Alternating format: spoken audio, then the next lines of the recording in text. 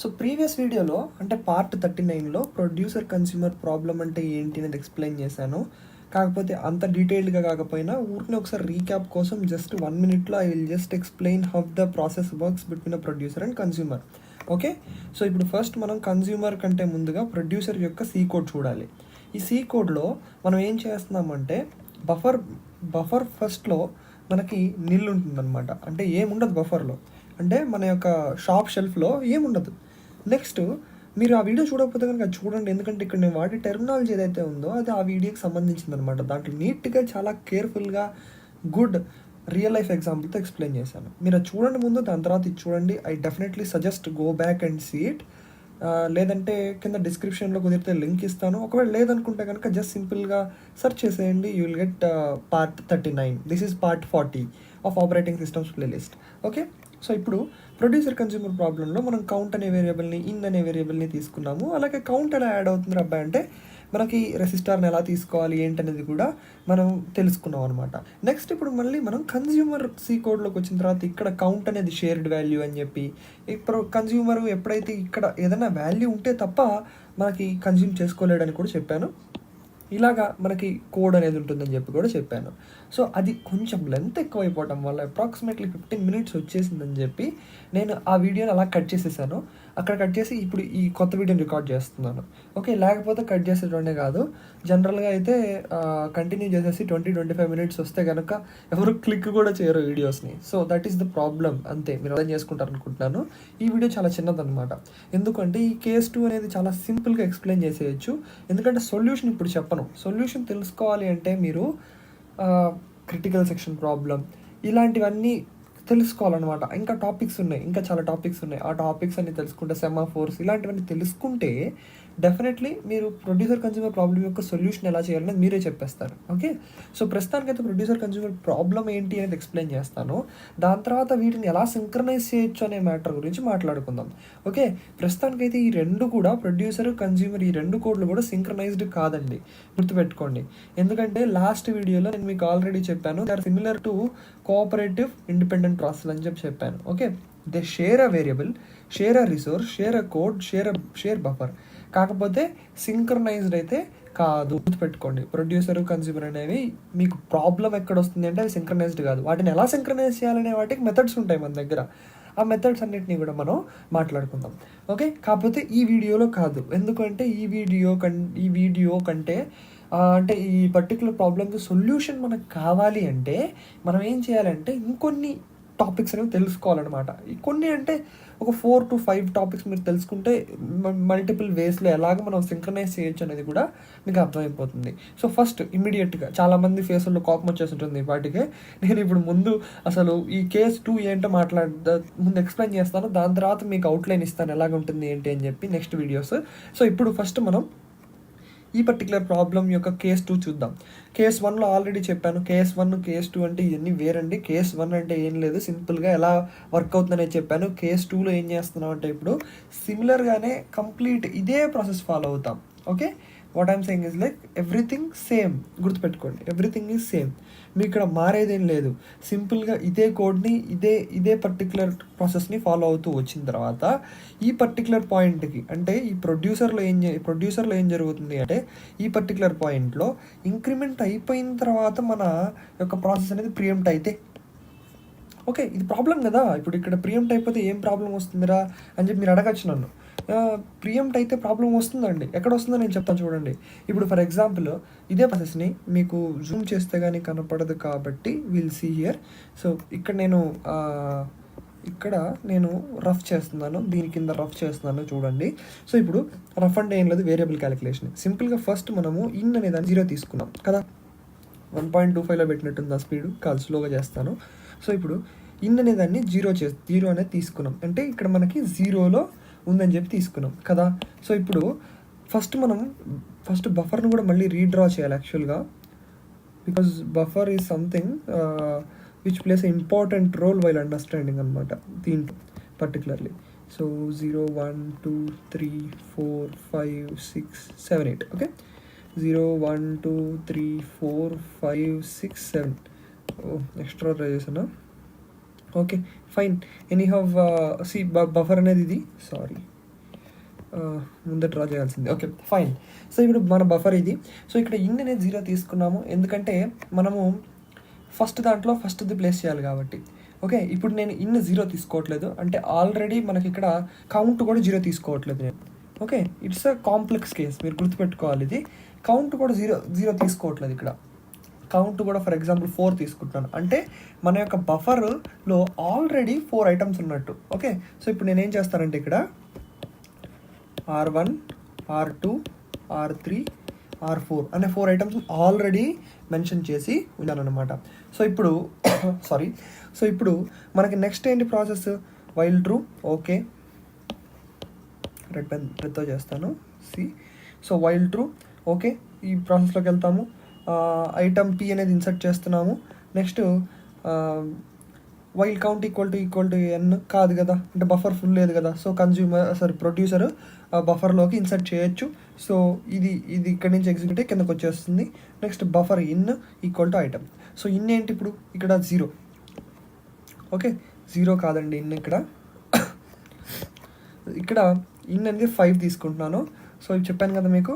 In అనేది మనకి in అనేది 4 తీసుకుందాం, because 4th one is free here, అంతే కదా. ఇక్కడ 4 ఫ్రీగా ఉంది కాబట్టి I'm taking in as a 4.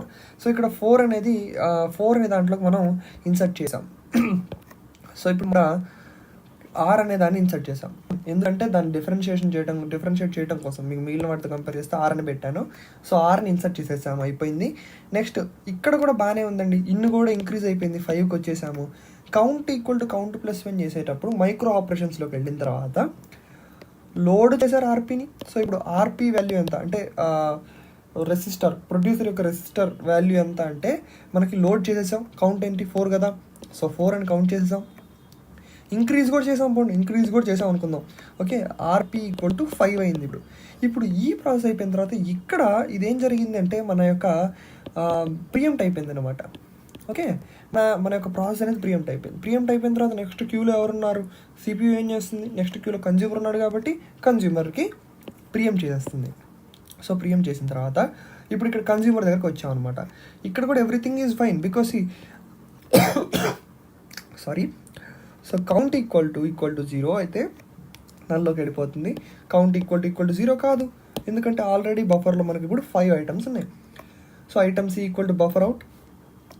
మనం ఇక్కడ మన అవుట్ తీసుకున్న అవుట్ ఎనీహౌ 0 కాబట్టి I will take 0 only, because R1 అనే దాన్ని నేను బయటకు తీస్తున్నాను. It is fine only, no problem. So ఇప్పుడు కౌంట్ ఈక్వల్ టు కౌంట్ -1 చేసేటప్పుడు, అంటే ఇక్కడ ఆల్రెడీ కౌంట్ ఎంత ఉందండి ఇప్పుడు మన దగ్గర? ఓకే, మన దగ్గర ఇప్పుడు కౌంట్ ఎంత ఉంది? కౌంట్ +1 అవ్వలేదు, ఎందుకంటే బికాజ్ ఇది ఇనిషియేట్ చివరి స్టెప్ అవ్వలేదు కదా. So count equal to still it is 4 only. Okay, so count 4. So ఇప్పుడు మనం RC ఎంత అవుతుంది? ఇక్కడ 4 అవుతుంది, దాన్ని 3 చేసేస్తున్నాం. కాకపోతే మళ్ళీ మళ్ళీ ఇక్కడ ప్రియంప్ట్ అయింది. ఓకే, మళ్ళీ ఇక్కడ ప్రియంప్ట్ అయిపోయింది అనుకుందాం. సో ఇప్పుడు మనకి ఇక్కడ స్టోర్ అయితే అవ్వలేదు. ఓకే, సో ఇప్పుడు ప్రాసెస్ ఏం జరిగింది చెప్తాను ఒకసారి మళ్ళీ మీకు క్లియర్గా ఒక ఫ్లో గీసి చెప్తాను చూడండి. ఫస్ట్ మనకి ఇది ఫస్ట్ లైన్ అనుకుందాం, సెకండ్ లైన్ అనుకుందాం, థర్డ్ లైన్ అనుకుందాం. ఇది first line, second line, third line అని రాసేసాను ఆల్రెడీ. సో ఇప్పుడు ఈ కోడ్ మొత్తం ఏదైతే ఉందో ఈ కోడ్ మొత్తం ఎగ్జిక్యూట్ అయిపోయింది, ఓన్లీ ఈ పర్టికులర్ కౌంట్ది ఎగ్జిక్యూట్ అవ్వలేదు. ఓకే, కంప్లీట్ అవ్వలేదు కాబట్టి ఇక్కడ ప్రియంప్ట్ అయిన తర్వాత మళ్ళీ వెనక్కి మనకి కోడ్ ఇక్కడికి వస్తుంది అనమాట. అర్థమైందా? సో ఇప్పుడు ఇక్కడ మళ్ళీ వెనక్కి వస్తుంది, అంటే ఇక్కడ నుంచి ఇక్కడికి మళ్ళీ వెనక్కి వస్తుంది. సో ఇప్పుడు ఏం జరుగుతుందంటే ఫస్ట్ మనకి కన్జ్యూమర్ ఎగ్జిక్యూట్ అవుతుంది, కన్జ్యూమర్లో ఇన్ని వరకు ఎగ్జిక్యూట్ అవుతుంది. దాని తర్వాత కౌంట్ దగ్గర స్టాప్ అయ్యి ఫస్ట్ ఎగ్జిక్యూట్ అయిపోతుంది. అంటే నేను ఇక్కడ C1 అని రాస్తున్నాను ఎందుకంటే మీకు అర్థం కావడం కోసం. సో C1 కన్జ్యూమర్లో I'm really sorry. So first producer code execute అవుతుంది, ప్రొడ్యూసర్ కోడ్లో P1 ఎగ్జిక్యూట్ అవుతుంది, P2 ఎగ్జిక్యూట్ అవుతుంది, అంటే ఇవన్నమాట P1, P2, P3. Okay, so ఇప్పుడు P1 ఎగ్జిక్యూట్ అవుతుంది, P2 ఎగ్జిక్యూట్ అవుతుంది, P2 తర్వాత ప్రియంప్ట్ అయిపోయింది. ప్రియంప్ట్ అయితే కౌంట్ ఎంత ఉంది? 4 ఉంది. ఆ 4నే కన్సిడర్ చేస్తుంది because count is shared value, అంతే కదా. సో ఇప్పుడు కన్జ్యూమర్ ప్రియంప్ట్ అయితే మనకు కన్జ్యూమర్ స్టార్ట్ అవుతుంది. కన్జ్యూమర్ స్టార్ట్ అయిన తర్వాత C1 ఎగ్జిక్యూట్ అయింది, C2 ఎగ్జిక్యూట్ అయింది, మళ్ళీ మనకి P3కి ప్రియంప్ట్ అయింది. ప్రియంప్ట్ అయితే ఇప్పుడు ఏమవుతుంది? ఇక్కడ కౌంట్ ఎంత వచ్చింది? ఇప్పుడు కౌంట్ వాల్యూ ఇక్కడ కౌంట్ ఎంత వచ్చింది? సో ఇక్కడ కౌంట్ వాల్యూ 4 కాబట్టి కౌంట్ ఈక్వల్ టు 4 అని చెప్పి స్టోర్ అవుతుంది అనమాట. Okay, got it. So count equal to 4 అని స్టోర్ అవుతుంది. దాని తర్వాత మళ్ళీ మనకి P3 అయిపోయిన తర్వాత అక్కడ మళ్ళీ ప్రియంప్ట్ అవుతుంది. Okay, because it is terminated కదా, టెర్మినేటెడ్. ఓకే, ఇది అయిపోయింది. ఇంక ఈ కోడ్ అయిపోయిన తర్వాత ఆటోమేటిక్గా టెర్మినేట్ అయిపోతుంది కాబట్టి టెర్మినేట్ అయిన తర్వాత మళ్ళీ మనకి మన యొక్క CPU అనేది ఇక్కడ ప్రియంప్ట్ అవుతుంది. ఇక్కడ థర్డ్ది ఒకటి ఎగ్జిక్యూట్ కాలేదు కదా, సో అది మళ్ళీ మనకి ఇప్పుడు C3గా ఎగ్జిక్యూట్ అవుతుంది. సో ఈ C3లో ఎంత ఉంది, C3లో మళ్ళీ కౌంట్ని మన రెసిస్టర్లోని వాల్యూని కౌంట్కి సెట్ చేయాలి. సో కౌంట్ ఎంత ఉంది ఇప్పుడు ఇక్కడ, రెసిస్టర్లో వాల్యూ ఎంత ఉంది, 3 ఉంది. So count equal to 3. So ఇప్పుడు ఫైనల్లీ ఏమైంది, కౌంట్ ఈక్వల్ టు 3 అయినా అయి ఉండాలి, కౌంట్ ఈక్వల్ టు 4 అయినా అయి ఉండాలి, అంతే కదా.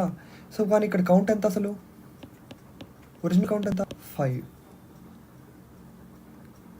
Count equal to finally as it is a shared value 4 అసలు అవ్వకూడదు యాక్చువల్గా. It is a shared value, over right చేసేస్తుంది ఇది. కౌంట్ ఈక్వల్ టు 3 అవ్వాలి, కౌంట్ ఈక్వల్ టు 3 అవ్వాలి. అలాంటిది కౌంట్ ఈక్వల్ టు 5 అయింది. 5 ఈజ్ ద ఒరిజినల్ వాల్యూ. బఫర్లో ఎంత ఉన్నాయి, 5. సరే ఒక్క నిమిషం, ఇక్కడ మనం ఏం చేసామంటే అవుట్లో నుంచి ఒకటి తీసేసాం కాబట్టి మనకు కౌంట్ ఈక్వల్ టు 4 అయింది. ఓకే, ఆల్రెడీ పైనే మనం ఐటమ్ సిని బఫర్ అవుట్ చేసేసాం కదా. సో కౌంట్ ఈక్వల్ టు అంటే బఫర్లో ఉన్నవన్నీ buffer count, original buffer count ఎంత, ఒరిజినల్ బఫర్ కౌంట్ వచ్చేసి 4. మనకి RC ద్వారా వచ్చిన కౌంట్ ఎంత, RC ద్వారా కౌంట్ వచ్చేంత 3. So which is not equal. So ఇప్పుడు ఇక్కడ సంథింగ్ ఏదో ప్రాబ్లం ఉంది. ఆ ప్రాబ్లం ఏంటి అంటే ప్రియంప్ట్ అవ్వకపోతే కనుక it is well and good. రెండు కోడ్లు అనేవి ఈజీగా కంటిన్యూ అయిపోతున్నాయి, ప్రాస్పరస్గా అయిపోయి అవుట్పుట్ బాగానే వస్తుంది. ఒకవేళ ప్రియంప్ట్ అయితే, అది కూడా మైక్రో ఆపరేషన్లో ప్రియంప్ట్ అయితే, మనకి ఉన్నవేమో 4 ఐటమ్స్, అవుట్పుట్ ఏమో 3 వస్తుంది. So that is the main issue of a producer consumer problem. మీకు అర్థమైంది అనుకుంటున్నాను. అర్థం కాకపోతే ఒకసారి ఈ వీడియో జస్ట్ కొంచెం రివైండ్ చేసుకొని చూడండి, లేదంటే 1.25లో పెట్టుకొని చూడండి. సెకండ్ టైం చూస్తున్నారు కాబట్టి ఈసారి ఈజీగా అర్థమవుతుంది. ఓకే, సో ఇప్పుడు మనకి ఈ రెండు ఈక్వల్గా రానప్పుడు it is not a correct output కదా. దీనికి ఏదో ఒక సొల్యూషన్ ఎవరో వాళ్ళు కనిపెట్టుంటారు కదా. అలా కనిపెట్టిన వాళ్ళలో చాలా ఐటమ్స్ అంటే చాలా మెథడ్స్ ఉన్నాయి, మనకి చాలా ఐటమ్స్ ఉన్నాయి. వాటిల్లో మనకి ఈ రెండు పర్టిక్యులర్ కోడ్లని సింక్ చేయడానికి చాలా మెథడ్స్ ఉన్నాయి అనమాట. అలాంటి వాటిల్లో మనం చాలా తెలుసుకోవాలి టాపిక్స్. ఇంకా వాటిల్లో సెమాఫోర్స్ ఉంటాయి, అలాగే వాల్యూస్ ఉంటాయి, సెట్ వాల్యూస్ ఉంటాయి. ఇలాగా మనకి మల్టిపుల్ టాపిక్స్ ఉన్నాయి, అంటే మేబీ ఒక 4 to 5 టాపిక్స్ ఉన్నాయి అవుట్ ఆఫ్ ఆల్. సో ఇవన్నీ మనం తెలుసుకున్న తర్వాత దీని యొక్క సొల్యూషన్ నేను మీకు చెప్తాను అనమాట. ఓకే, లేదు మీకు అంత ఇంట్రెస్టెడ్గా ఉంటే కనుక definitely maybe in the next few videos you will get the solution. ఒకవేళ తర్వాత ఫ్యూచర్లో కనుక ఈ వీడియోలు చూస్తుంటే కనుక it might have posted directly. మీకు లింక్ కుదిరితే డిస్క్రిప్షన్లో నేను మెన్షన్ చేస్తాను, లేదంటే కనుక మీరు ఛానల్లో ప్లేలిస్ట్ ఉంటుంది, ప్లేలిస్ట్లో దీని యొక్క సొల్యూషన్ చూడొచ్చు. అంటే ఈ రెండింటిని ఎలాగ మనం సింక్ చేస్తాము so that count value doesn't variate అనేది నేను ఆ వీడియోలో మీకు ఎక్స్ప్లెయిన్ చేస్తాను. Thank you for watching. Meet you in the next video.